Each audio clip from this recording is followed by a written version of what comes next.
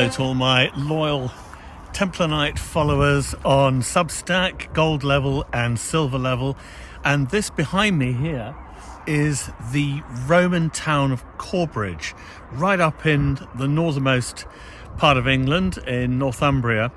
And it was basically once a bustling Roman town. There you can see it behind me there. That was once a large house. I think that's what called a hypercaust underneath the floor there, which would have provided the heating. And then here, behind me here, this, believe it or not, is what would once been the high street. So you think about it, this is kind of like shops leading off the high street there, and that's the high street behind me.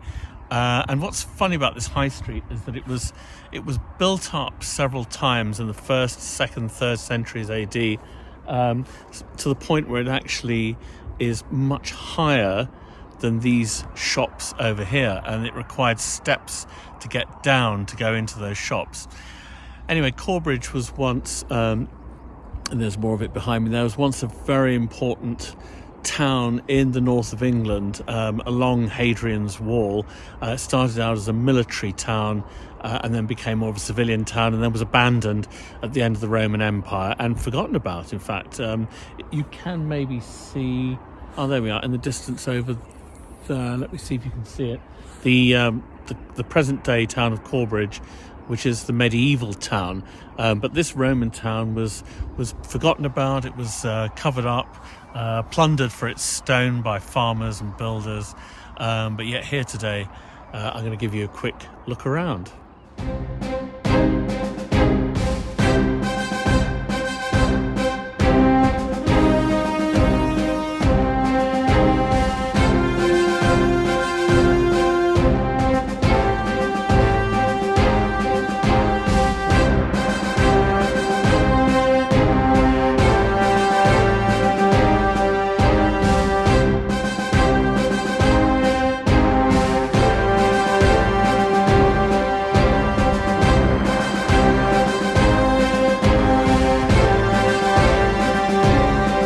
This is an impressive piece of Roman engineering here behind me. This is a granary house, and if you notice, I thought it was a hypercaust when I first looked at it because the floor is raised up. But what it actually is the floor is raised up, but it's raised up because it's a granary house.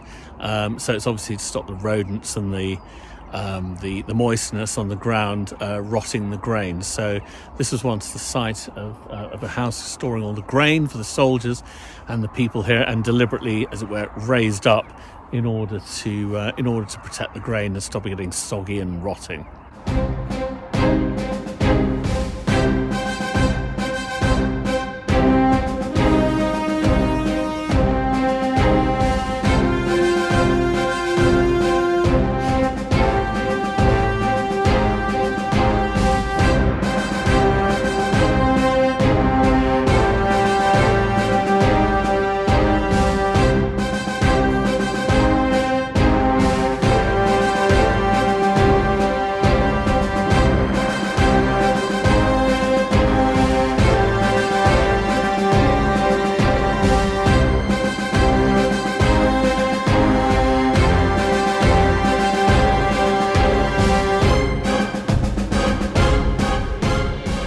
Hard to believe, but this was once an ornate fountain here behind me. I mean, it's hard to can't really imagine it, can you? And on either side there is a platform for where statues of the gods would have once stood, but it's taken a bit of a battering over the years.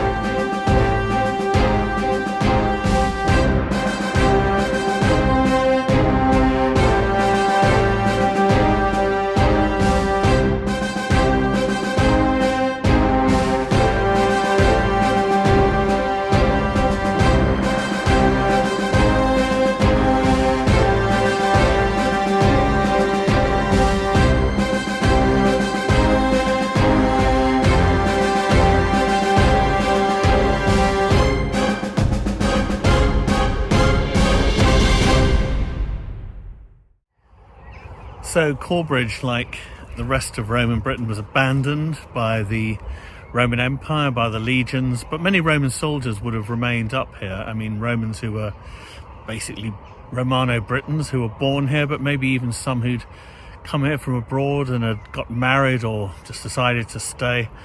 What happened to them, we don't really know. They may have become warlords, they may have run kind of protection rackets for local farmers, defending them from the barbarians who then poured in from what's now Scotland and even Ireland.